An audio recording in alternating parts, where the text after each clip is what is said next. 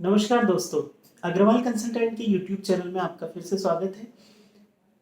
इस चैनल के माध्यम से हम अलग-अलग विषयों पर आपको कुछ एक्सपर्ट्स के साथ हमेशा रूबरू कराते हैं।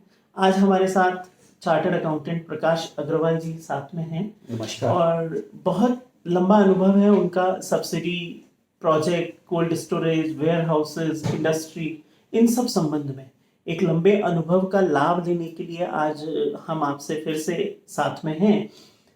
तो आज हम बात करेंगे कोल्ड स्टोरेज पर, क्योंकि बहुत सारी फसल या उत्पादन ऐसे होते हैं जिनको कम तापमान की आवश्यकता होती है प्रिक्योर करने के लिए, उनको प्रिजर्व करने के लिए। तो उसके लिए कोल्ड स्टोरेज की संरचना बनाई जाती है सर।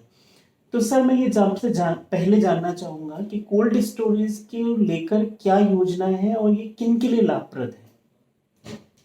सरकार का ये मत है कि जो किसान अपने खेत में फसल का उत्पादन कर रहा है, वहाँ से फसल को मार्केट तक ले जाने में उसकी गुणवत्ता का ह्रास हो जाता है। साथ में उसको फसल का उपयुक्त दाम भी प्राप्त नहीं हो पाता है। तो इन समस्याओं को दृष्टिगत रखते हुए एक तो फसल की गुणवत्ता बरकरार रहे, दूसरा कृषक को उसकी उपज का सही मूल्य प्राप्त हो। सरकार ने पोस्ट हार्वेस्ट मैनेजमेंट यानी कि फसलोपरांत प्रबंधन की ये योजना लागू की है, जिसके अंतर्गत ऐसे कृषि उत्पाद, ऐसे हॉर्टिकल्चर उत्पाद जिन्हें कम तापमान में हम लंबे समय तक प्रिजर्व कर सकते हैं, उन्हें संरक्षित किया जा सकता है। इस हेतु हम कोल्ड स्टोरेज की अधोसंरचना खड़ी कर सकते हैं, कोल्ड स्टोरेज बना सकते हैं और उसमें उन उत्पादों को हम रख सकते हैं। जी सर, बहुत क्लियर हुआ कि पोस्ट हार्वेस्टिंग मैनेजमेंट ये है, फसल उपरांत प्रबंधन है। एक व्यक्ति अगर कोल्ड स्टोरेज लगाना चाहता है तो वो कितनी क्षमता का कोल्ड स्टोरेज लगा सकता है और किस प्रकार से क्षमता निर्धारित होती है? सामान्य तौर पर यहाँ पर दो योजनाएं शासन द्वारा चलाई जा रही हैं। पहली योजना है 5,000 मीट्रिक टन तक के कोल्ड स्टोरेज, अर्थात 50 किलो क्षमता के इसके अंदर 1 लाख पैकेट तक आ सकते हैं। और दूसरा होता है 5,001 मीट्रिक टन से लेकर 10,000 मीट्रिक टन तक के कोल्ड स्टोरेज, जहां पर अधिकतम 2 लाख कट्टे या 2 लाख पैकेट्स 50 किलो क्षमता के रखे जा सकते हैं। 5,001 से लेकर 10,000 क्षमता वाले जो कोल्ड स्टोरेज हैं वह नेशनल हॉर्टिकल्चर बोर्ड एनएचबी द्वारा रेगुलेट किए जाते हैं और 5,000 से कम क्षमता वाले जो प्रोजेक्ट हैं उनको नेशनल हॉर्टिकल्चर मैनेजमेंट एनएचएम द्वारा संचालित किया जाता है, जिसकी nodal agency state horticulture board होता है। जी सर, आपने बहुत क्लियर किया कि क्या क्षमता होनी चाहिए। अब मैं ये जानना चाहूँगा, कोल्ड स्टोरेज बनाने के लिए हमें कितनी जगह की आवश्यकता होती है? क्षमता के हिसाब से कितना स्क्वायर फीट एरिया आवश्यक है? ये सर प्लीज हमें थोड़ा बताएं। ये डिपेंड करता है कि हम जो कोल्ड स्टोरेज का निर्माण कर रहे हैं वह वर्टिकल बिल्डिंग हम बना रहे हैं या हॉरिजॉन्टल बिल्डिंग बना रहे हैं। सामान्य तौर पर हम बात करें तो 5,000 मीट्रिक टन क्षमता का जो चैम्बर है वह 15 से 16,000 स्क्वायर फीट एरिया में बन जाता है।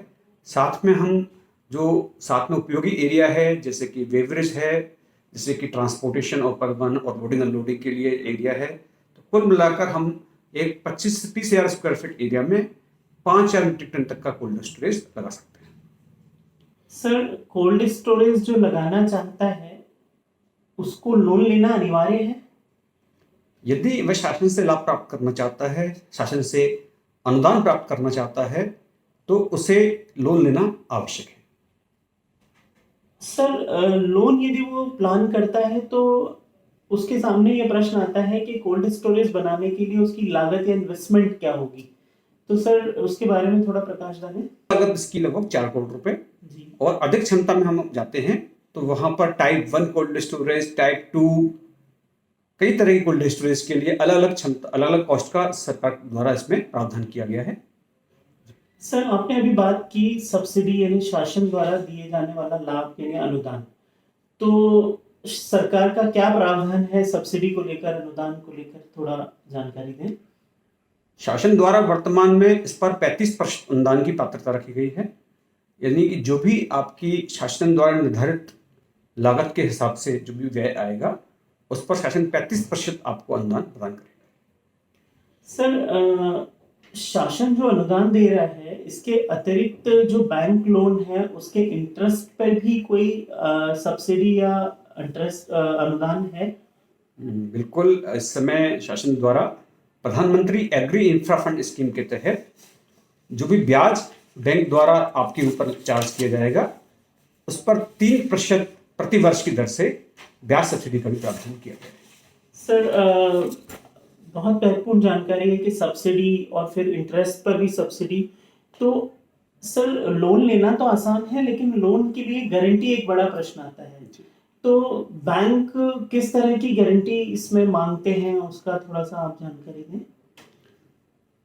यदि आपने 2 करोड़ रुपए तक का लोन लिया हुआ है तो ऐसी दशा में गारंटी केंद्र सरकार द्वारा दी जा रही है, जिसमें आपको बैंक को कोई अन्य अतिरिक्त गारंटी की आवश्यकता नहीं है।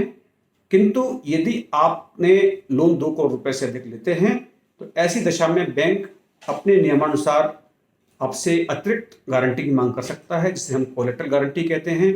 और यह गारंटी आपकी 50% से लेकर लोन की राशि से 50% से लेकर 100% तक हो सकती है। सर कोल्ड स्टोरेज कितने समय में बन के तैयार हो जाता है? उसका निर्माण के लिए कोई समय सीमा है या उसकी सब्सिडी रिलीज के लिए कोई शर्त है कि भाई इतना निर्माण के बाद हमें क्लेम करना है, निर्माण से पहले क्लेम करना है? बहुत अच्छा आपने प्रश्न पूछा अमित जी।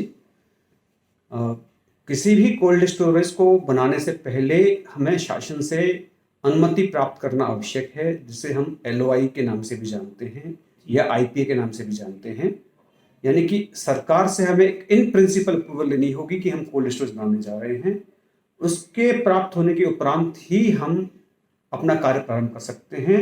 यदि हमने कार्य प्रारंभ कर दिया है उसके उपरांत यदि हम सब्सिडी के लिए आवेदन करते हैं तो आपको सब्सिडी प्राप्त होगी, इसमें संशय है। ओके, तो ये बहुत क्लियर गाइडलाइन है कि पहले हमें शासन से लेटर ऑफ इंटेंट प्राप्त करना है और उसके बाद ही हम सब्सिडी क्लेम कर सकते हैं और निर्माण कार्य शुरू करेंगे उसके बाद।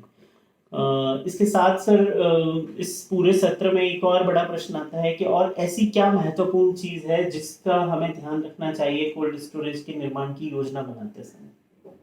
सबसे प्रथम तो आपको ध्यान ये रखना होगा कि आपको अपनी क्षमता का चुनाव करना होगा कि आपको कितनी क्षमता का कोल्ड स्टोरेज बनाना है। यह निर्भर करेगा कि आप जिस क्षेत्र में कोल्ड स्टोरेज लगाने जा रहे हैं वहां पर किस प्रकार के उत्पाद उपलब्ध हैं। दूसरी बात, आपको ये चयन करना होगा कि आप सिंगल टेम्परेचर कोल्ड स्टोरेज लगाएंगे या मल्टी टेम्परेचर कोल्ड स्टोरेज लगाएंगे, क्योंकि यदि एक ही प्रोडक्ट अधिक मात्रा में उपलब्ध है तो आप सिंगल टेम्परेचर की जा सकते हैं। अन्यथा की दिशा में मान लीजिए आपके पास में कम मात्रा में बहुत सारे प्रोडक्ट्स हैं तो फिर आपको मल्टी टेम्परेचर कोल्ड स्टोरेज के लिए जाना होगा, जो कि वहां पर उपलब्ध जो वहां पर उत्पाद हैं उसके हिसाब से इंजीनियर्स डिजाइन करेंगे।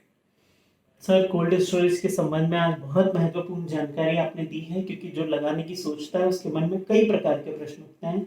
आपका यह अनुभव हमें आगे भी मिलता रहेगा विभिन्न विषयों को लेकर। थैंक यू सो मच, आप स्टूडियो में आए। आप सब भी और जानकारियों के लिए और अपडेट होने के लिए हमारे चैनल को देखिए, लाइक करिए, सब्सक्राइब करिए। Thank you so much. नमस्कार। नमस्कार।